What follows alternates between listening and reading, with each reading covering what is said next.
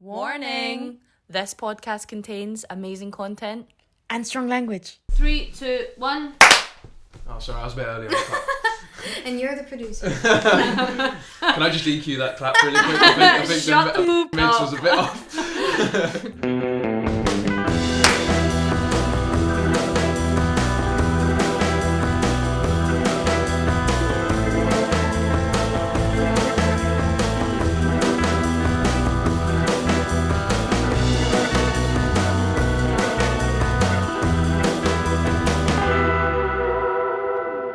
Hi, I'm Juliana Hopkins, And I'm Natasha Jenkins. and you're listening to Back Catalogues. Today we're interviewing Lelli, an electronic duo living in North London, also upstairs.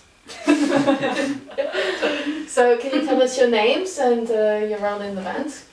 So I'm James. I produce for Austin. Hi, I'm Taya, and I am I sing on all of the songs, and we do the songwriting as well, and yeah, we do the managing. We do lots of things. It's just us. It's just us. We're just by ourselves. Iconic duo. Love Yeah. that. So tell us a little bit about how you both met. Well. Right at the very beginning. Well, I mean, from the very beginning, we started uni at the same time, ICMP, where we also met Juliana, and Juliana messaged me individually in a group of like a house hunting forum and asked if I wanted to move in, and I said yes, and then we had a third but he fell through, and that's when Juliana messaged Taya. Thank God. Honestly, thank God. Thank God he left. No offense, he's a really nice guy. Now we know. But Yeah. No, I'm so glad it went that way, and then then we all moved into a flat in Kilburn for uni. I can't believe you said that about. So you're flat in Kilburn, so tell us about that. So were you there for the whole time of uni, or? Yeah. Yeah, we were there for the whole 3 years. It was a nice flat. It Yeah. was such a nice flat. And then mice started coming in, and then we were like, we don't want to stay here anymore. Typical. We basically started becoming a duo when James, I was doing some songwriting by myself, and then I was doing like a project on the side and things like that, and then James had these lyrics, and he asked me to play a song, like to songwrite something with his lyrics, and I made a song, and we recorded it immediately, and then we realized that was fun. Yeah, and then I one summer just wanted to release something. I just really wanted, so I went to see James, the sort of the closest producer I knew, and that actually Literally, it was really geographical convenience that brought us together. Yeah, and I was just like, hey James, how about I have these songs, and how about we do this EP that's only made with my voice, and we make 4 songs, all the sounds are made with my voice, and you do all the hard work. And he was like, yeah. And I was like, I'm not paying you. And he was like, yeah, let's do this. Oh my god. So we did it, and and that's out, and then we just never stopped. Yeah, it's just been since then. Yeah, since then. So, how long do you think you've been playing together for, approximately? Well, It's like we were 2 calculating it that actually recently. Yeah, it's something. It's more about 2 years. Yeah. It's about- like just over 2 years Yeah. from the release of that first song we did together to the start of this year. Yeah, So, tell Just me over it's 2 okay. years. was Tell the- me it's Yeah, okay. Tell Me It's Okay. Yeah. and that was sort of like, it was the first complete set of lyrics I've written for a song, but I've never really written vocals before, so that's why I gave it to Taya, because she had. I write songs. Yeah. Yes, girl, you write good songs too. Your stuff's doing well on Spotify. Stop. So, what made you guys choose the name Lelli? Where does that come I'll let from? Taya Was allow it for Taya? this one. Did you choose the name? Yeah, basically, You just had to agree to it. Oh, we released the song. I had this Taya as an artist. And then the problem was with Taya was that I would only be playing acoustic sets or sets with my band that was all organic things. And I felt like James's stuff when we worked together, it was all electronic, and it doesn't match. So I had to find something else. So I thought I'd at first, being selfish, I thought I'd be called Lelli for anything that was electronic. Lelli is, I'm called Thea Ilel, and Ilel backwards is Lelli. Also, my brother in the past, like, it was his name that he'd used to be cool, and so I didn't know that. Yeah, it was his name. He used to be cool, and then he sort of got into other things, so that name sort of left. And then I asked him, like, hey, is it okay if I use that? Name? Yeah, which is our name. Like, we all have the last name, the same last name. So yeah, we ended up.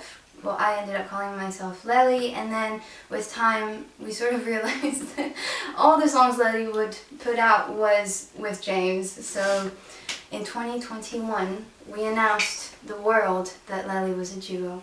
Oh, Officially, yeah. Officially. That took Because some I mean, time. before that, it was kind of like unofficially Yeah, it the was law. weird. Because It was like I literally awkward. made everything There's that we gonna be put like out. Lelli and James in it, like. So, what name were you going by, James, when you weren't officially part of Lelli? So before anything to do with Lelli, I made like I was making like drum and bass and dubstep and UK bass music for years under the name J Kong, which is still a current alias I work under. And then while I was releasing stuff with Taya, we didn't put my name on. There was Pretty much. Lloyd. Yeah, there was. I went by Lloyd for a bit as well, but I decided to scrap that alias for I feel like you've had another quite a alias. few aliases. I have, yeah. I'm really indecisive with my names. What's a bit annoying is that when I say Lelli, like people like write down Lely, but it's not. Tell the world how it's correctly spelled. Lelli. You all hear that? Take note. Mm-hmm. Look it up. Yes. There's only one. Can you tell us where you're from and why you moved to London? Do you want to go first? Or? Okay.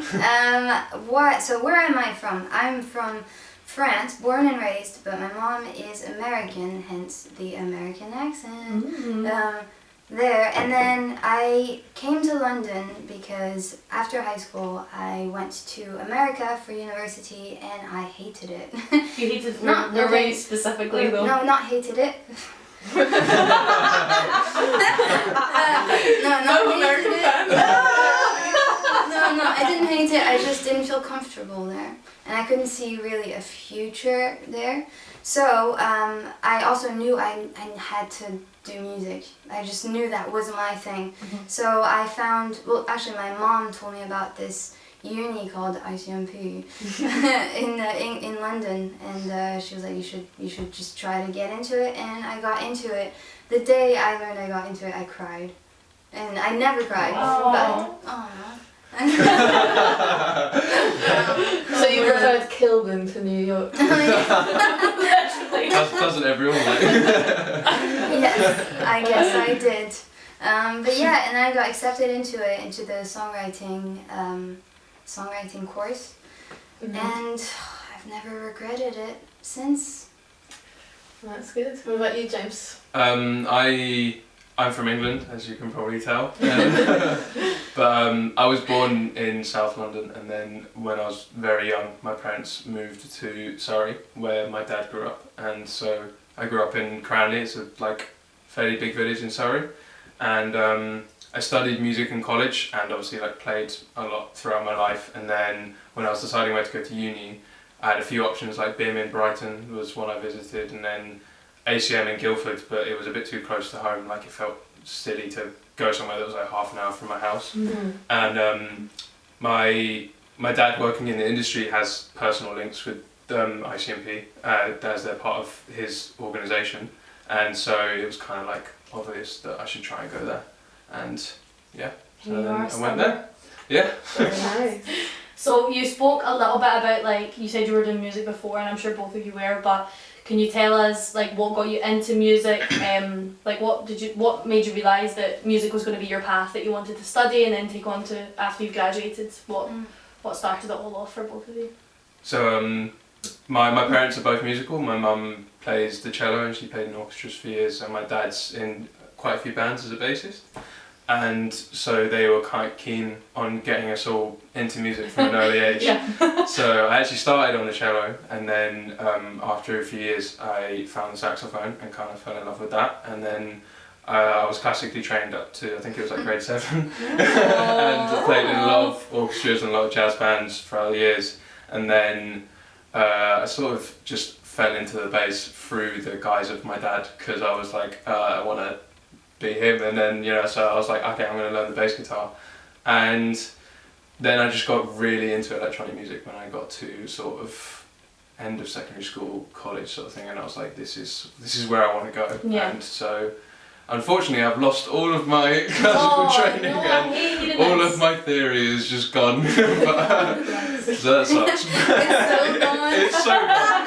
Like, I used to be able to sight read and do all this crazy stuff, and now it's just disappeared. But I still play the bass. That's still my main instrument, but all the other ones have sort of gone to the wayside. Do you feel that is like beneficial for you doing electronic music, because a lot of it's like on a laptop, and there's a lot of different things you can use that sort of step in for that theoretical knowledge that you have? I really wish I'd carried on, because there would be no downside to having theory still in my life, but you can always pick it up. It just went that way. It started to get to a point where playing in orchestras and doing grades, it all felt like work, and obviously when something feels like work, you don't want to do it, and then so playing the bass and making stuff on a laptop was like the fun side of it, and then I was like, right, this is sort of where I want to go.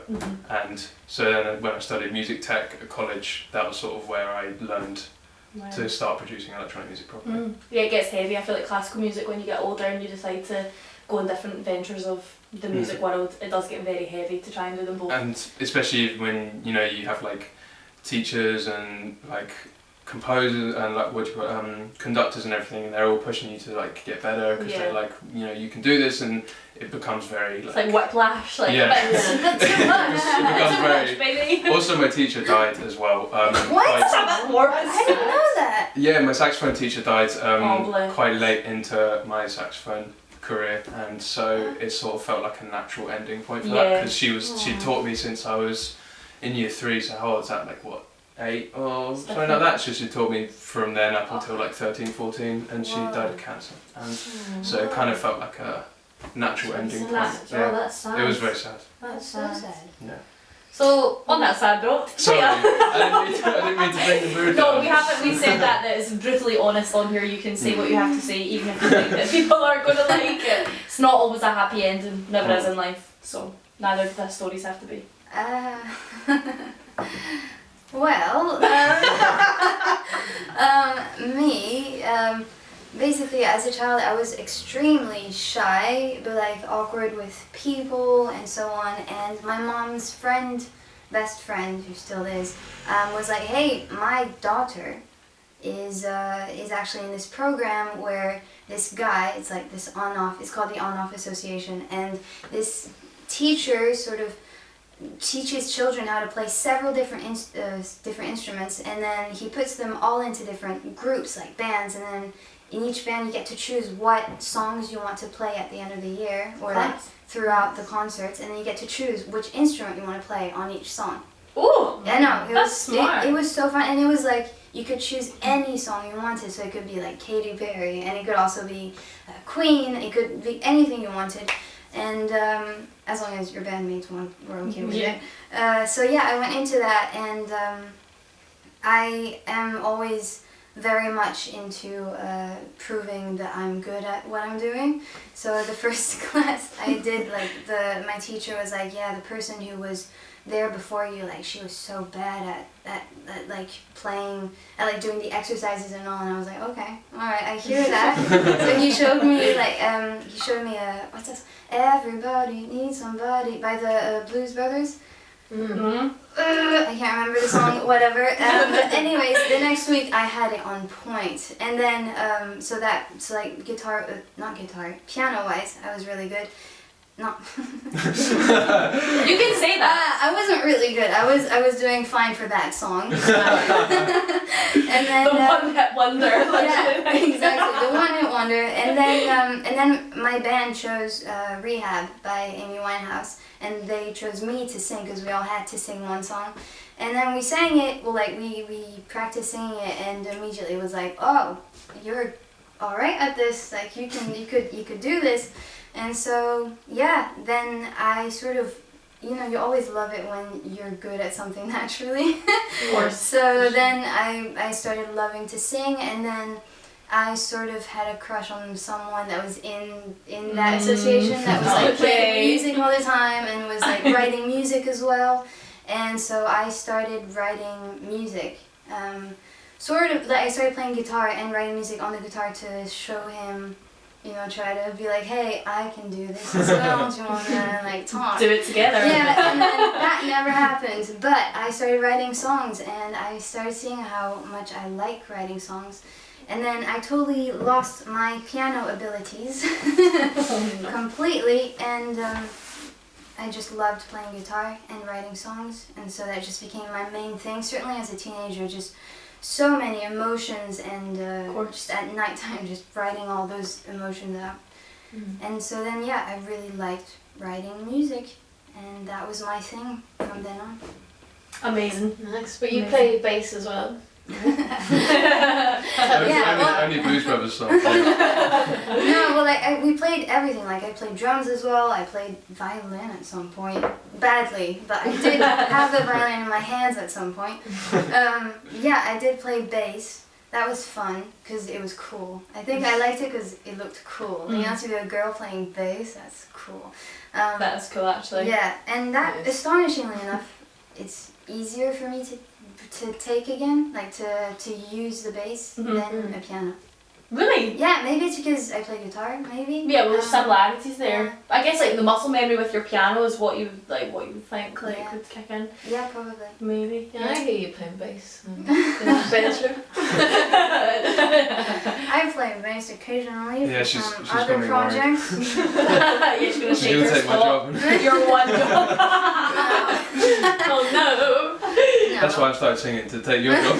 I heard you got into production as well. No, she's not allowed, because otherwise she wouldn't need me anymore, and then Lelli just becomes a single person. Yeah, it's true. Although I remember when you saw me using Logic Pro, you were like, oh, you're actually quite good at it.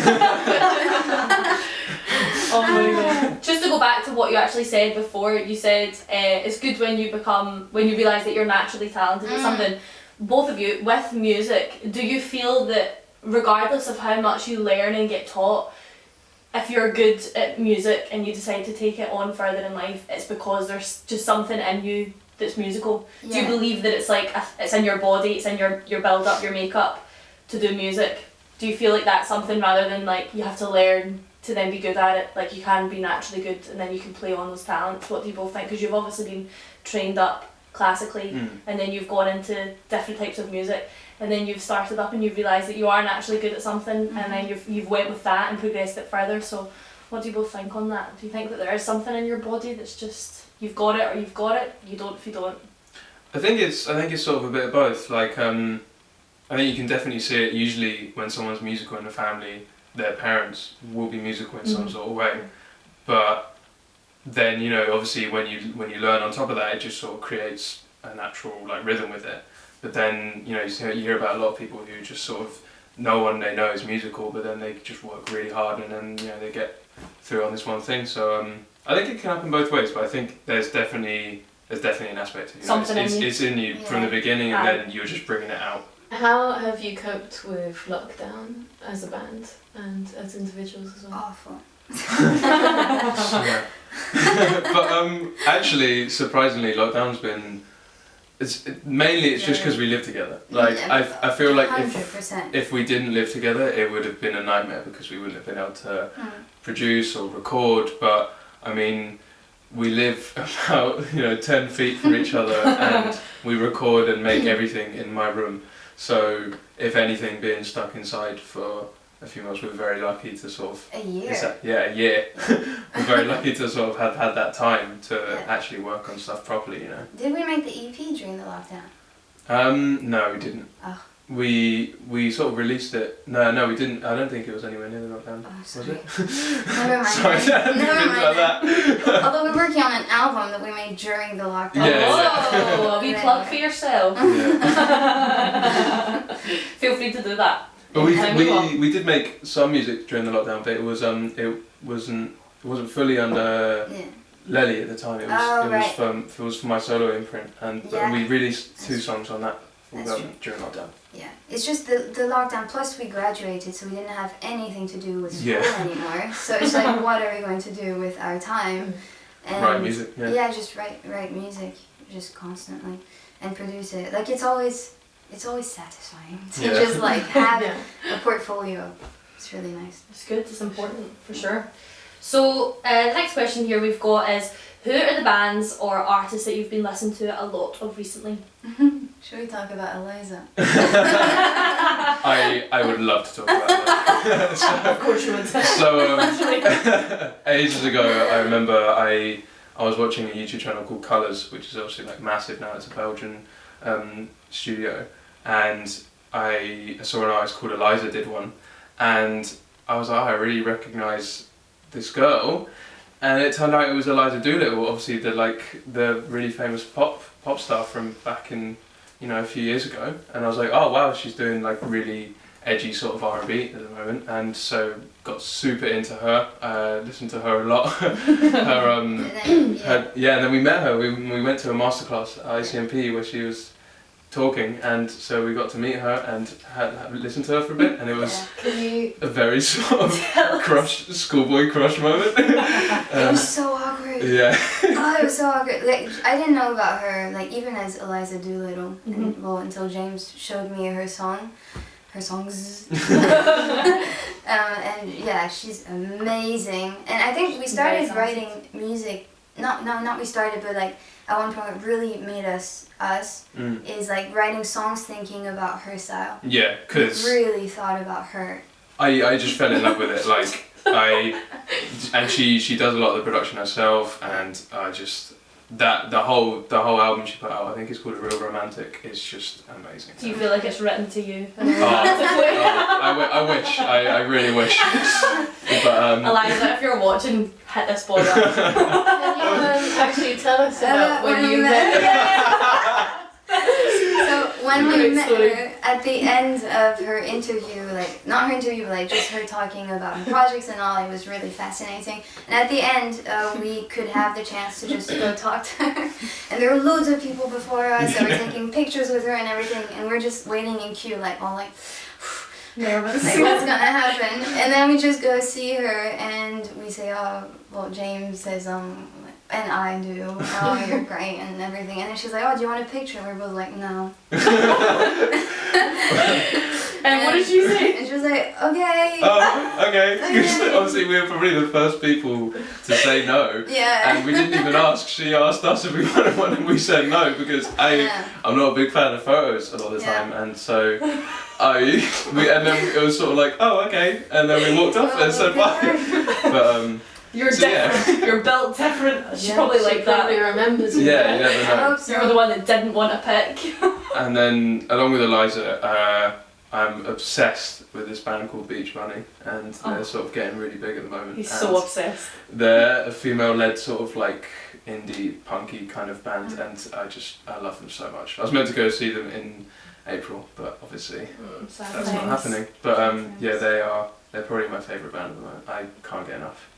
Yeah. Literally, they're on all the time. In this house, anyway. Whenever I he's in know the the shower. songs. Yeah, we actually all know the songs just from James being in the shower with the speaker. Yeah. Very annoying when you're having breakfast. Very annoying. It's rare you find a band that you can put any of their music on shuffle, and you know you're gonna love every single tune that comes on, and so I just No, that's sweet I that can't you've get got enough. that. Yeah. What about you, Taya? When I'm songwriting, like especially for Lelli, I'll listen a lot to Angèle. She's this Belgian artist who's just she's awesome. Like she's got her own style, and she's not weird. Like she's just amazing, and she's got her. I'm just repeating myself. No, She's just fair enough. got her own style. She's amazing. Yeah, and she does a lot of her melodies, what I'm always fascinated about is that they're always simple sometimes, but sometimes they're also very like, I want to say like Middle Eastern like vibe, like. Oh, like microtones and stuff. Oh wow, Yeah, like traditional Lebanese singing and stuff is cool. But it's very interesting, and I love it. And actually, for one of the tracks for like "Roll My Eyes" in Popular Kids, the EP, we released back months ago. Before lockdown. Yeah, before lockdown. During lockdown. I don't think we released it 2020. during. Yeah. Says here. Was it? Yeah, Really? Oh wow. I think Yeah, so. 2020. Wow, my bad. Yeah, the bridge is inspired by her, like by her bridge, in one of the songs called "Je veux tes yeux," which means "I want your eyes," and it's just all her lyrics as well are so cool. Like, Please don't sue us, Angela. no, but it's Copyright different. It's very different melodies, but with her vibe.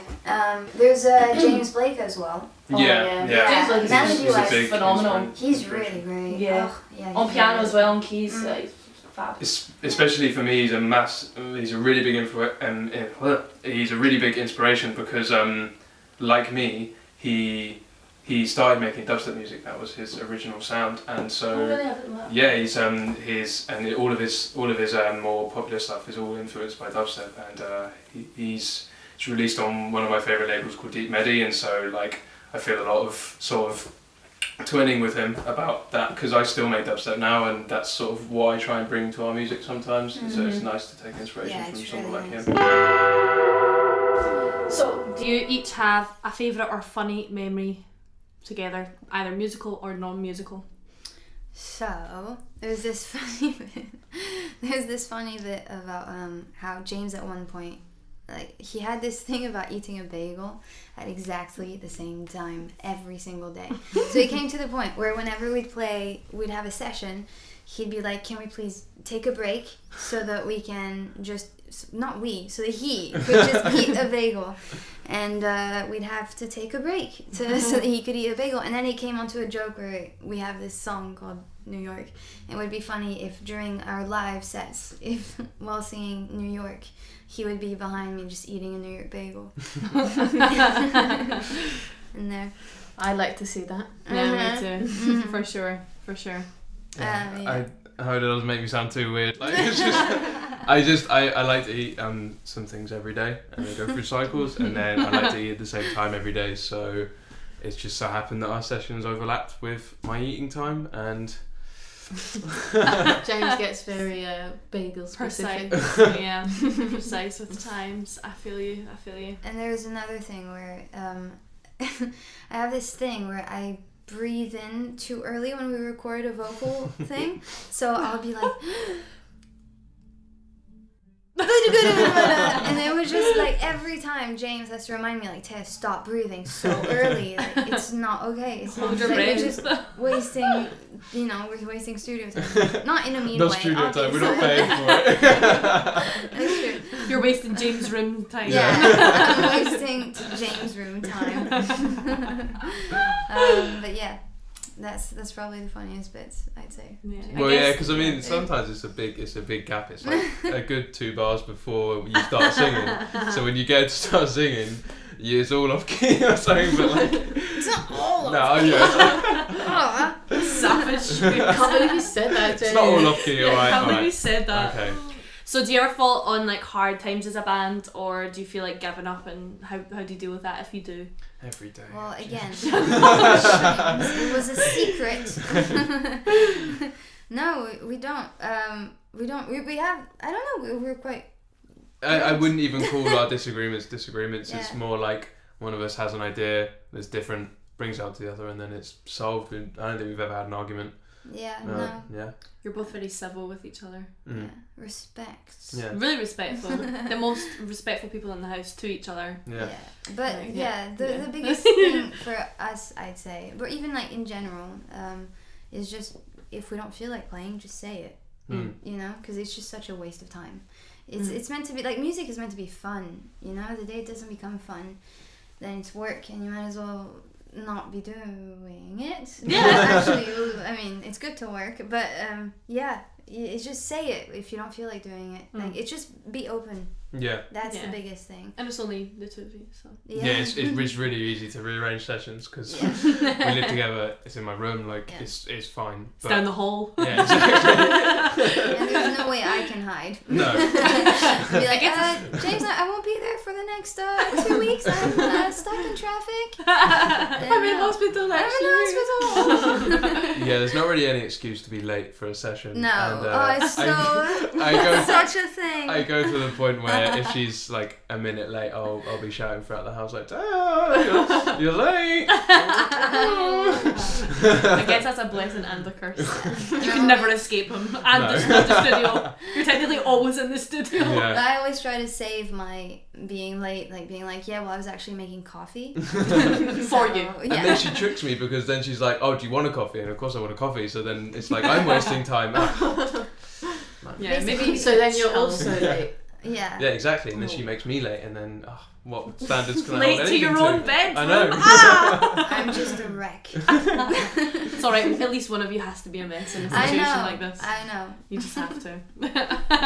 That's nice. So, do you have any advice for bands starting out?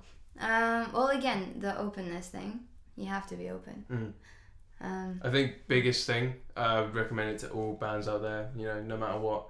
And it goes along with the respect thing. I mean, at the start of every studio session, before we start anything, we bow to each other. And I think it just starts... Sign a contract. Yeah, sign contracts, get it in writing, bow to each other. We do the Blood Brothers thing, we slice our hands and shake. I've lost so much blood. And I think it solidifies the respect at the beginning of the session. It starts off with a good night. Don't talk like a shite, honestly, God. So make sure you do that. They actually do that though. Yeah, because we button up the back as well. Fuck off. So yeah, that's your advice for people starting out. That's good. Yeah, just be open. Like bands should be friends.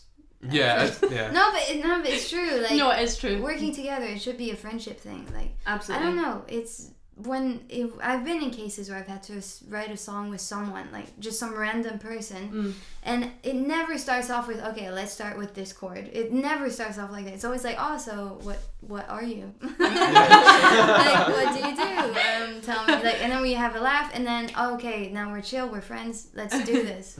Yeah. Like, just be Must that you pass all the bullshit as well. Yeah. When you're like exactly. that for sure. You're straightforward to the point to who you are. And I mean, I think if you sit on something, like if you have a problem with a song or the way you're doing things, and you sit on it, and then it gets to a point where it's too late to say anything. Obviously, then you're just going to start resenting your own music. So it's better to just, if you have any qualms or problems, just bring them up straight away. Constructively. It's not good to go into it with like a hostile attitude. As long as you're always constructive and respectful, you're never going to have any problems. Yeah. Nice advice. Very nice. I like it a lot. Me too. So bow, blood handshake, and be really open with each other.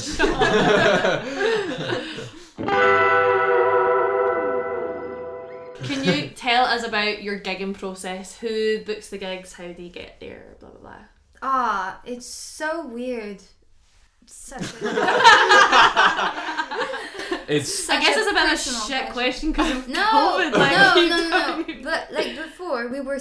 I feel like we were sort of set on me doing all the gigs, and then Hotbox came up, and then James was friends with one of the people, and then suddenly it was like, oh, Lelli, come back. It was just so weird. Whereas I've worked with Hotbox before, and they've never called me back. But I feel like James managed to get quite a bit of gigs before, thanks to his connections. I was working for Camden Assembly, the venue, and I was working at the box office, and so I got to meet all the promoters through Hotbox, and obviously know them quite well.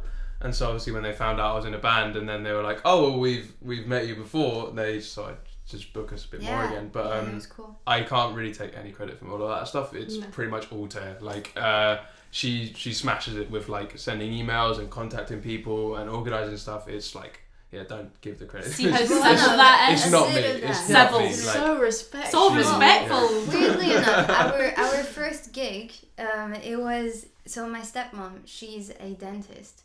And no, wait. Where's this going? Is this a tangent? No. My stepmom is a dentist, and one of her clients, is that what it's called? Yeah. One of her clients. Patients. Victims. No. She's a great dentist. Oh dear. Go to that dentist if you do. No, no, she's a great dancer. Link in bio.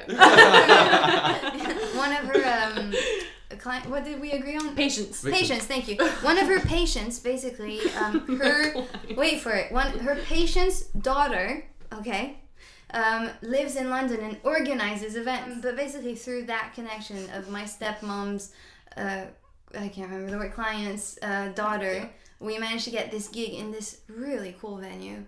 Such a cool venue with really cool people in it, and that was our first gig. It was nice. Very trendy. Like there was really before us there was poets doing spoken word, and then before that, throughout the whole event, there was a guy doing a painting live, like big wall-sized painting, and he was just painting in accordance with the crowd and what they were doing. It felt very trendy. We met a lot of moguls and artists. I felt very out of place, but coming it was really from cool. Kilburn as well. I felt like, all right, this is where Lelli starts, huh? Yeah. Like, who knows where it might end? And we were the only musical act, so we couldn't be outshined by anyone. Exactly. That's amazing. That's true. Literally poets, us, and then a painter. It was a sort Do you of mixed media remember thing. what the venue was called? It wasn't a venue, actually. It was just random in their co-working office. Space. Yeah. Oh wow, that's class. Underpinned is what they're called. Underpinned, yeah, and I can't remember what they do. Well, they sort of just throw like networking events. I think. I think. If I'm honest, like we really want to work with them again. Actually. Oh yeah, for sure. If you watch. No, they were really cool, and it was a really cool night actually. And there was like a lot of people that came up, and lots of free alcohol. There was, yeah, nice. More than what we get in an actual pub playing there, which is like we get paid with 2 pints. Private parties are way better for that though. Yeah, always for sure. 2 single gins and Well, you're lucky you get a gin. She's like, whoa, where are you playing? It's like 1 free beer token. You're like, nice. Yeah, exactly. So, what equipment do you usually bring to gigs? A computer. That's the main stalwart, and thing. Then an interface, a mic, and my bass. But it's sort of a tie between whether I'm going to continue playing bass in the live shows or make it more electronic, because a lot of the songs have a lot of electronic basses in it, and I wouldn't be doing them justice if I tried to play them. So if I'm honest, it's a really like thanks for the vote of confidence. No, it's actually a really easy live setup. I mean, I remember one of our first gigs. It was in where was it? It was in Soho, wasn't it? I can't remember the venue, but I told the sound guy our needs. I was basically just like, we just need a DI going to the speakers. And he was sort of nervous about us doing it all himself. He's like, I don't really want you guys to sort everything out yourself, because I'm controlling everything through my software.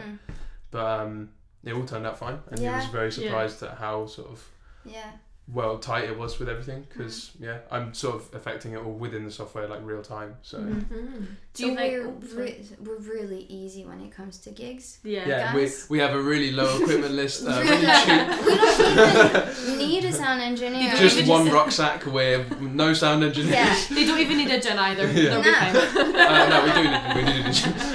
Just a single. Do you remember that gig where in that venue that we can't remember the name of, in Soho, where like to say, at the end of the gig, to be like, thank you everyone, good night, and like James put my voice into like an octave lower. Oh yeah. We're ready, thank you so much. No way. Oh my god, that's intense. Do you have a favourite song to perform live?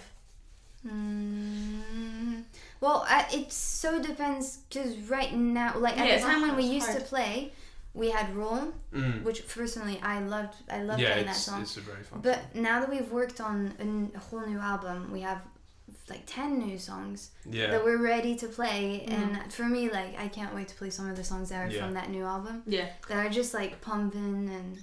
We can't wait. Pump it up. Pump it up. I'd probably Roll if I had to pick one from when we were playing. When we were? Yeah. I think the energy on it's a bit crazy. It's a bit crying. Well, actually, Since Us is really fun, especially when I was playing the bass, because it has a very nice bass line. Yeah, it does. Which you enjoy that one. Which I like playing. Yeah. Cool. So do you get nervous before going on stage? Never.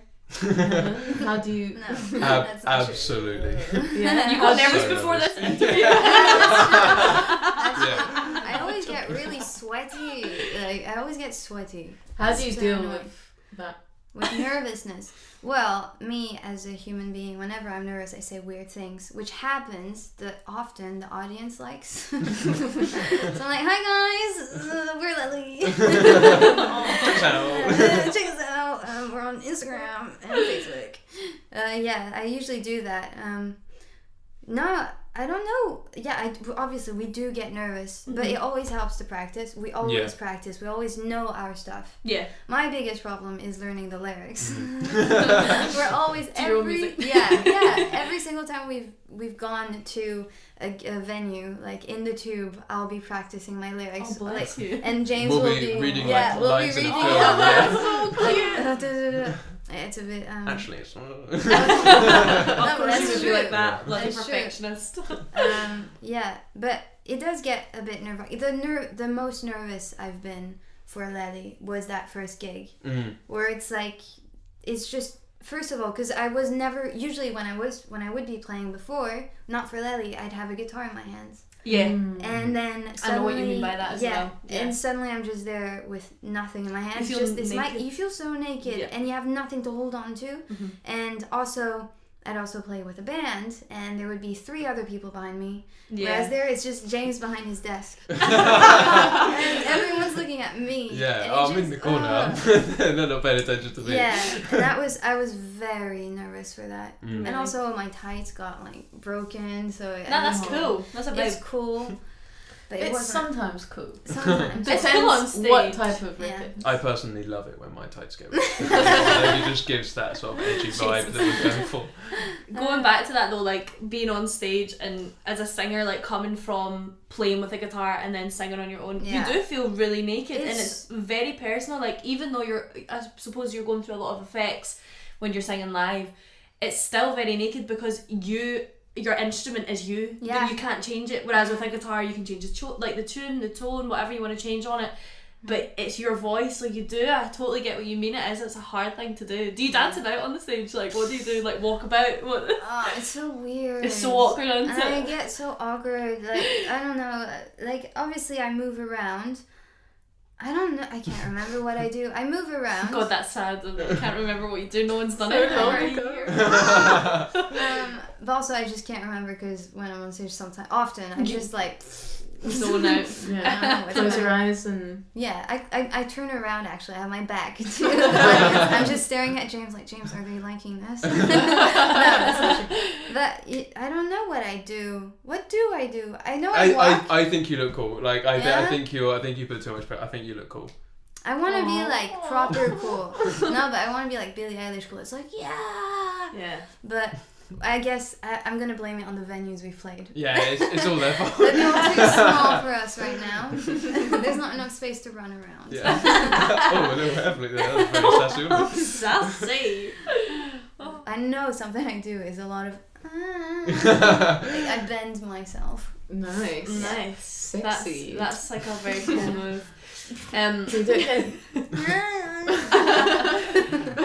Have you ever had like a bad experience playing, like any bad venues or like any like I don't know, just a gig you wish you hadn't played?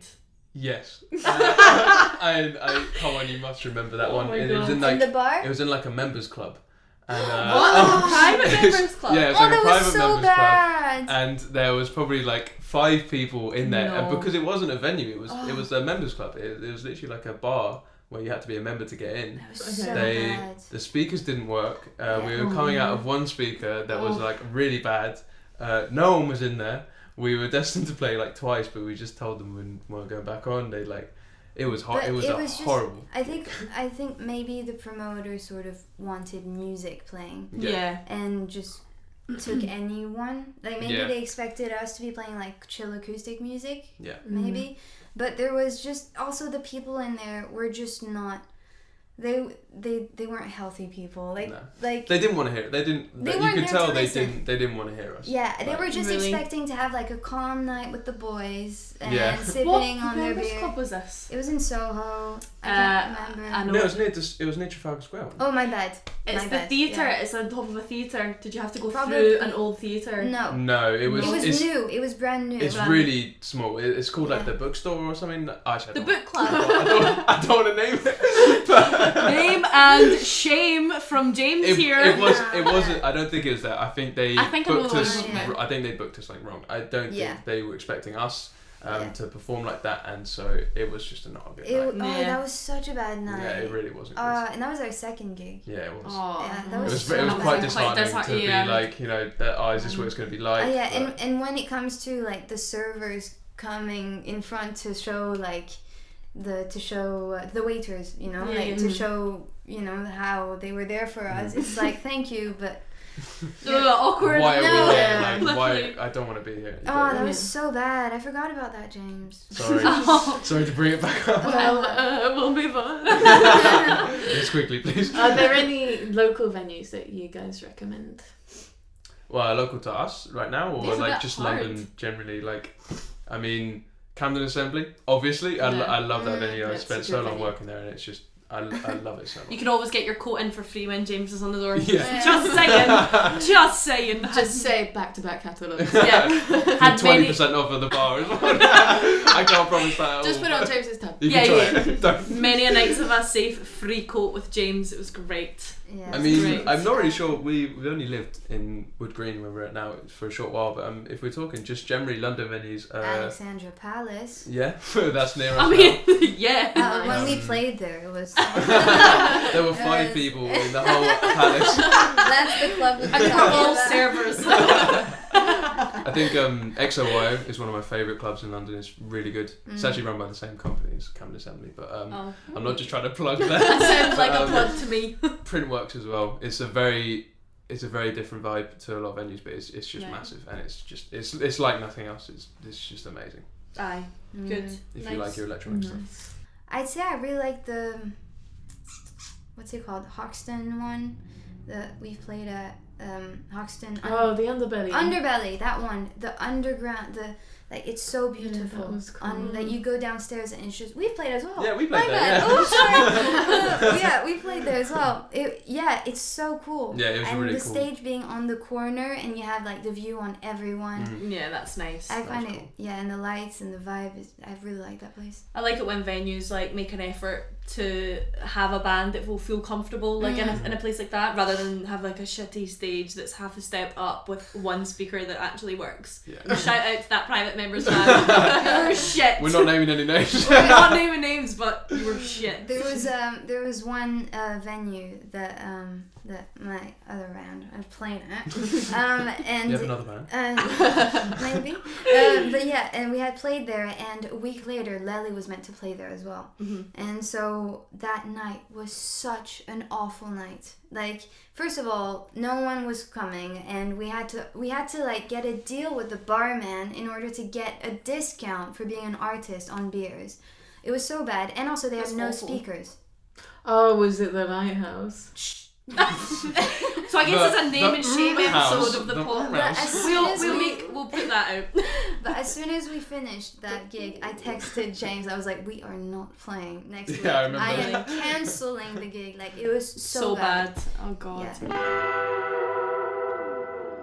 Now playing "Roll My Eyes," featuring on the Popular Kids EP by Lelli. I'm dreaming, drifting through the depths that are in my mind. I'm faking, smiling, I don't like them. Better keep it in my head. People watching, be my distraction for the night.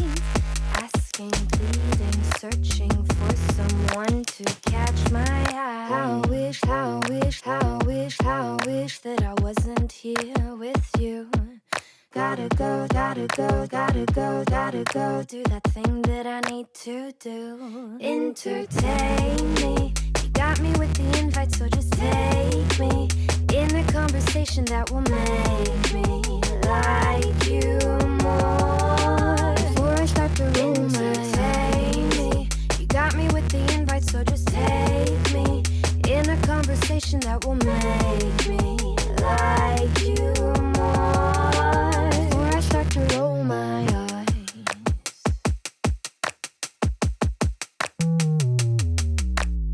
So, what was the recording process like for Popular Kids? What softwares did you use for the production? All Ableton. I am a massive. I'm a massive Ableton stan, and I think I'm going to use it till the day I die. Nice. That is true. I think what tends to happen with a lot of our songs is, I mean, sometimes I'll start with the production and I'll make an instrumental, and then I'll come to Taya to write on it.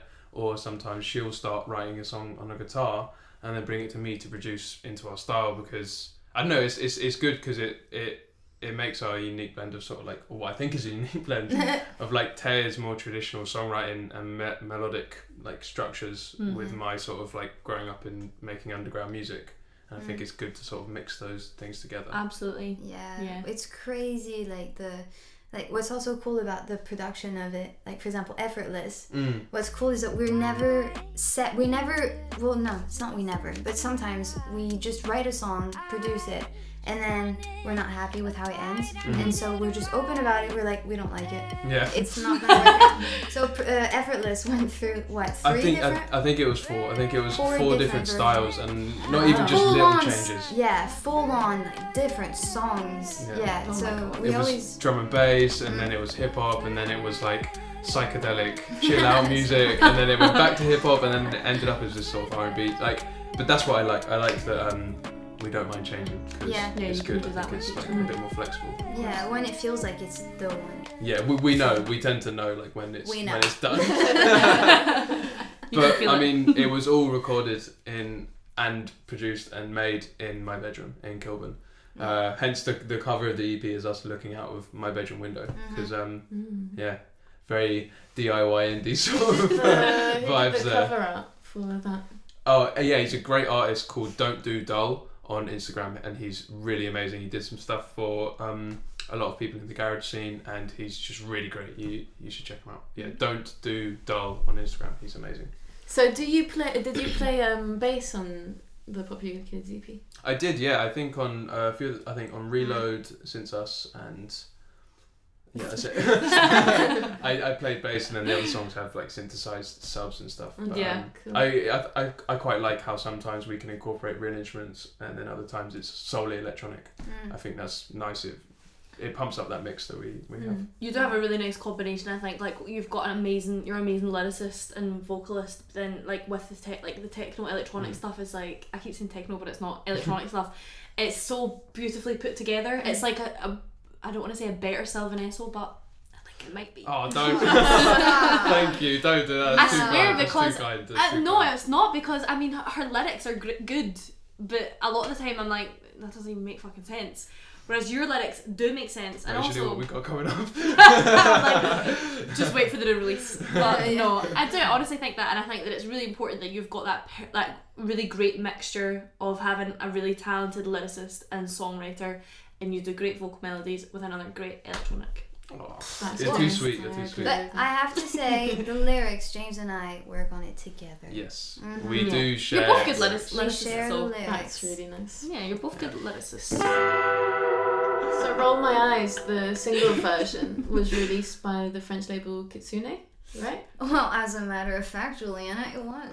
And they worked with like Tudo Cinema Club. Yeah, with Maru. Not Nombi as well. Nombi, probably the only person I didn't contact in the world. Yeah, they contacted us. They contacted us. Yeah, that's nice. That was very satisfying. They sent us at first a message saying like, would you have any songs? Are there any songs you're gonna release like next that maybe we could put through?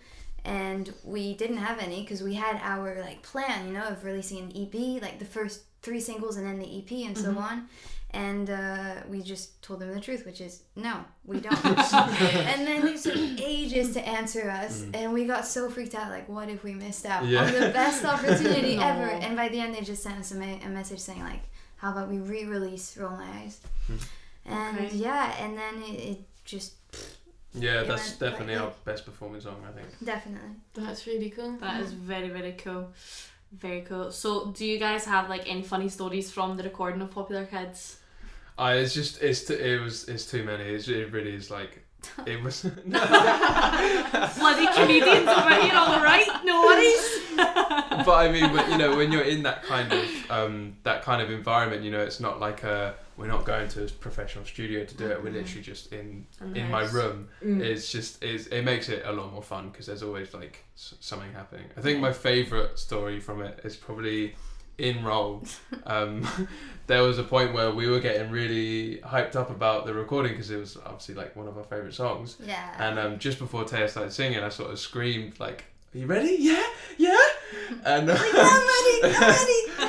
and I took one of the screams that I did, and I put it in the song, and it's in the the second verse. It's throughout. Yeah, it's in the second verse and in the bridge, I think. Yeah. It sort of just goes like, and We'll attach it in. It was me sort of trying to hype Taya up. Yeah, That's good my though. favourite. I do love that when you've got a good relationship with your producer or whatever who's recording you, and you can like fanny about and mess about in the studio booth, and then like, there's a lot of stuff that happens just before you sing. Like as a singer, I'm sure a lot of singers out there know, like just before you record, weird things seem to happen. Like you need to burp suddenly, and it just comes out in the microphone with a compressor on it, and you're just like, wow, it was melodic. So beautiful. Yeah. There was another. I think it's what's in Effortless where we talk. Yeah. Where James had come back from his parents' house for like he'd been gone for I don't know 2 weeks or something, and and I was we hadn't seen each other for a long time, and we decided to do a session as soon as he comes back, and we sort of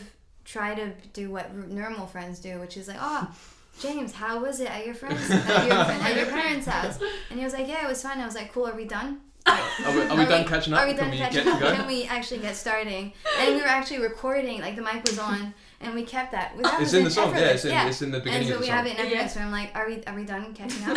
Sound like such a bitch. It's not. Like, so do you have any releases coming up that you'd like to tell us about and tell everyone about?